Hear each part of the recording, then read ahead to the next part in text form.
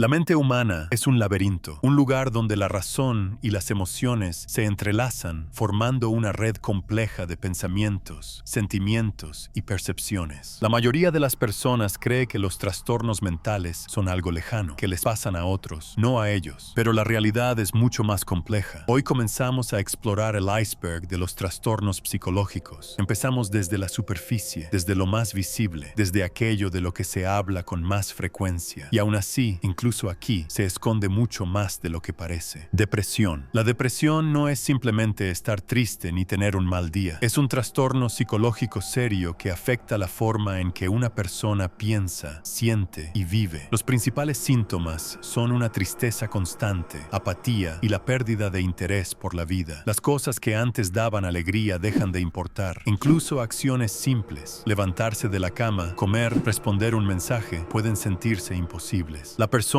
puede experimentar cansancio crónico, problemas para dormir y dificultad para concentrarse. A veces, la depresión no se muestra como tristeza, sino como irritabilidad o un vacío emocional profundo. Existe una forma crónica llamada distimia. Puede durar años, incluso décadas. La persona se acostumbra a ese estado y comienza a verlo como algo normal. Sigue trabajando, estudiando, hablando con otros, pero por dentro se siente vacía y sin esperanza. El mayor peligro de la depresión es que sabe esconderse. Y muchas personas no se dan cuenta de que la vida puede ser diferente. Parálisis del sueño. La parálisis del sueño ocurre cuando una persona despierta, pero no puede moverse ni hablar. La mente está despierta, pero el cuerpo sigue dormido. Este estado puede durar segundos o minutos y suele ir acompañado de un miedo intenso. Muchas personas ven sombras, figuras oscuras, escuchan voces o sienten presión en el pecho. Esto sucede porque el cerebro permanece parcialmente en la fase de sueño profundo, donde el cuerpo está paralizado de forma natural.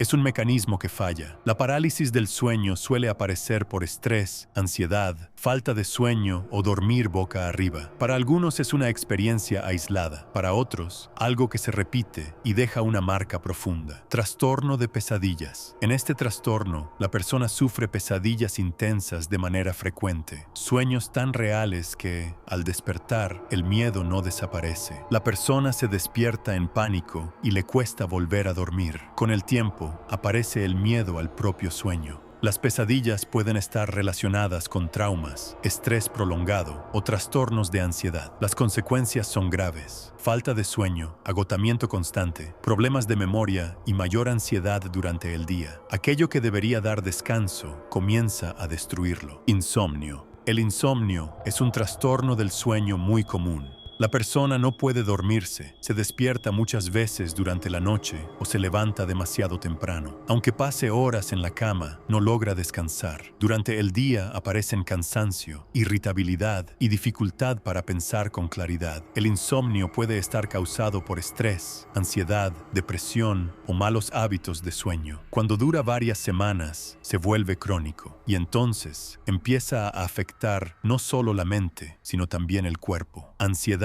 social. La ansiedad social no es timidez, es un miedo constante a ser observado, juzgado o humillado. La persona evita hablar, conocer gente, hacer preguntas o estar en lugares públicos. Incluso algo tan simple como ir a una tienda puede generar un gran malestar. Los síntomas físicos incluyen palpitaciones, sudoración, temblores, mareos y náuseas. En algunos casos, ataques de pánico. Poco a poco, la persona empieza a evitar más y más situaciones. Su mundo se reduce, la soledad se vuelve parte de su rutina. Al principio no parece algo grave. La persona se dice que simplemente es más tranquila, que le gusta estar sola, que así evita el estrés. Pero con el tiempo, la ansiedad social deja de ser solo miedo a ciertas situaciones y se convierte en una forma de existir en el mundo. La mente empieza a anticipar el juicio antes de que ocurra. No es una posibilidad, es una certeza interna. Cada mirada parece una evaluación, cada risa cercana, una burla, cada silencio, una señal de rechazo. Incluso cuando no pasa nada, el cuerpo reacciona como si el peligro ya estuviera ahí. La persona comienza a vigilarse constantemente: cómo camina, cómo habla, dónde pone las manos, qué expresión tiene su cara. Después de cualquier interacción, la mente entra en un bucle. Repite cada palabra, cada gesto, cada pausa. Dije algo mal, soné raro. Seguro pensaron que soy incómodo. Este análisis no trae alivio, solo aumenta la tensión. El sistema nervioso se mantiene en alerta constante. El corazón se acelera sin razón aparente. La respiración se vuelve superficial. Los músculos nunca terminan de relajarse. Incluso estando solo, el cuerpo no descansa. Con el tiempo, la evitación se expande. Primero son conversaciones, luego reuniones, después lugares, la tienda, el transporte público, las llamadas telefónicas, cualquier espacio donde pueda haber personas. El mundo comienza a encogerse, no porque la persona quiera estar sola, sino porque el contacto se siente peligroso. Muchos intentan enfrentarlo a la fuerza. Se obligan a salir, a hablar, a exponerse, pero sin apoyo, sin herramientas, cada experiencia termina reforzando el miedo. La ansiedad no baja, se acumula. Empiezan a aparecer pensamientos más profundos. No pertenezco, hay algo defectuoso en mí. Los demás saben cómo vivir, yo no. La vergüenza se vuelve central.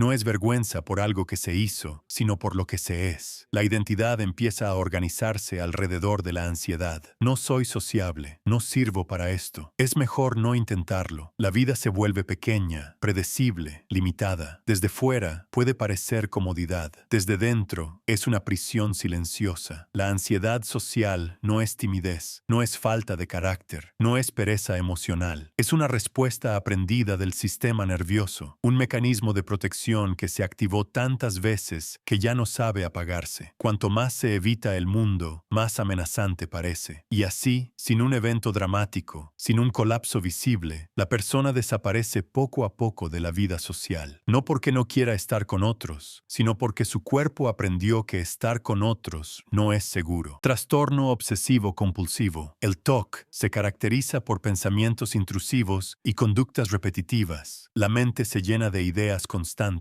Cerré la puerta, apagué la estufa, y si algo sale mal. Para reducir la ansiedad, la persona realiza rituales, lavarse las manos muchas veces, revisar cosas una y otra vez, repetir acciones o palabras. Estos rituales alivian la ansiedad solo por un momento, luego vuelve, más fuerte. El TOC no es amor por el orden. Es un trastorno que puede consumir horas de vida y controlar por completo a quien lo padece. Con el tiempo, la persona deja de decidir qué hacer y empieza a responder a lo que el trastorno exige. Los pensamientos no se sienten como simples ideas, se viven como advertencias, como señales de peligro que no pueden ignorarse. No es que quiera hacerlo, es que si no lo hago, algo malo va a pasar. La ansiedad no se presenta como miedo irracional, sino como responsabilidad extrema, la sensación de que uno debe prevenir una catástrofe aunque no haya pruebas de que vaya a ocurrir. El problema es que la mente nunca queda satisfecha. Cada ritual resuelve la duda solo por segundos. Luego aparece otra pregunta, otra posibilidad, otra amenaza. El cerebro aprende que la única forma de calmarse es repitiendo la conducta, y así el ciclo se vuelve cada vez más rígido. Con el tiempo, los rituales se expanden. Ya no basta con revisar una vez, ni dos, ni cinco. Aparecen reglas internas. Si no lo hago exactamente así, no cuenta. Si me distraigo, tengo que empezar de nuevo. El mundo empieza a organizarse alrededor del TOC. Las decisiones se retrasan. Las tareas se vuelven interminables. Lo simple se vuelve agotador. Desde fuera, muchas personas no lo notan o lo minimizan. Es solo una manía, es perfeccionismo, es exageración, pero por dentro, la experiencia es completamente distinta. La mente no se siente ordenada, se siente asediada. Hay vergüenza. La persona sabe que sus pensamientos no tienen sentido lógico, pero eso no los hace desaparecer. Intentar ignorarlos solo aumenta la ansiedad. Muchos esconden sus rituales, los hacen en silencio, ajustan su rutina para que nadie los vea. El aislamiento aparece poco a poco, no por falta de deseo de estar con otros, sino porque el TOC necesita control tiempo y privacidad. En los casos más severos, el trastorno puede paralizar la vida diaria, trabajo, estudios, relaciones. No porque la persona sea débil, sino porque su sistema nervioso quedó atrapado en un circuito de alarma constante. El TOC no trata realmente de limpieza, ni de orden, ni de simetría. Trata de miedo, de incertidumbre, de una mente que no tolera el no saber y busca alivio a cualquier precio. Y cuanto más se intenta controlar la ansiedad con rituales,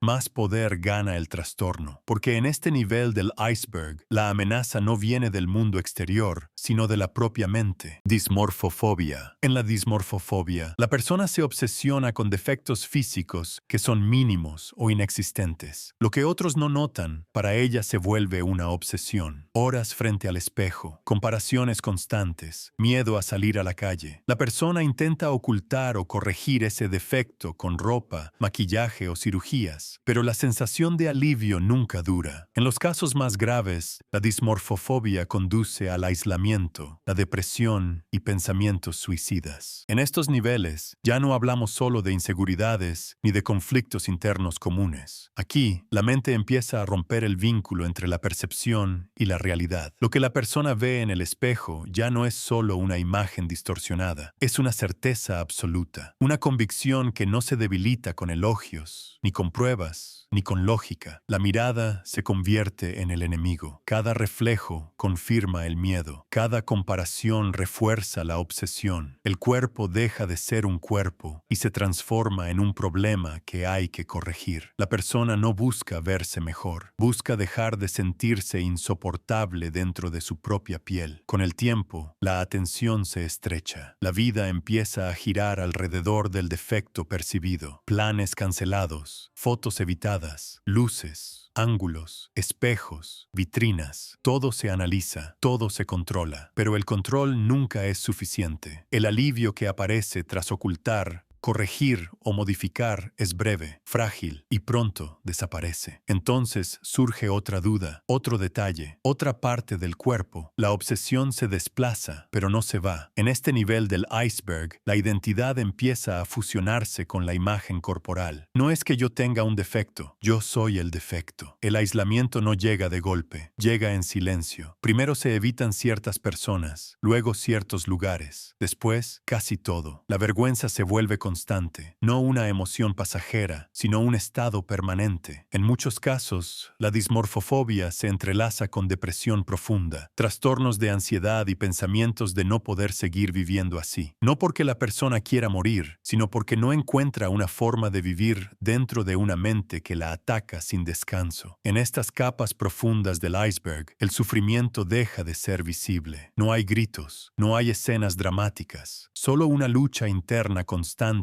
que nadie más ve. Por eso muchos de estos trastornos pasan desapercibidos, se confunden con vanidad, con superficialidad, con exageración, pero no lo son. Son intentos desesperados de la psique por recuperar control, seguridad e identidad. Y cuanto más se intenta corregir el síntoma visible, más fuerte se vuelve el problema oculto. Porque en los niveles más profundos del iceberg, el enemigo no es el cuerpo, ni la apariencia, ni el mundo exterior. Es la forma en que la mente aprendió a verse a sí misma. Y cuanto más descendemos, más clara se vuelve una verdad incómoda. Muchos de estos trastornos no nacen del deseo de llamar la atención, sino del miedo extremo a no ser aceptado, a no ser suficiente, a no poder existir en paz. Esto no es debilidad, no es superficialidad, no es una elección, es sufrimiento psicológico real, silencioso, profundamente humano. Existe una segunda parte, en la que descendemos aún más profundo, donde se rompen los límites de la personalidad, la realidad se distorsiona, aparecen voces, se pierde el control, y la psique ya no lucha por comodidad, sino por supervivencia.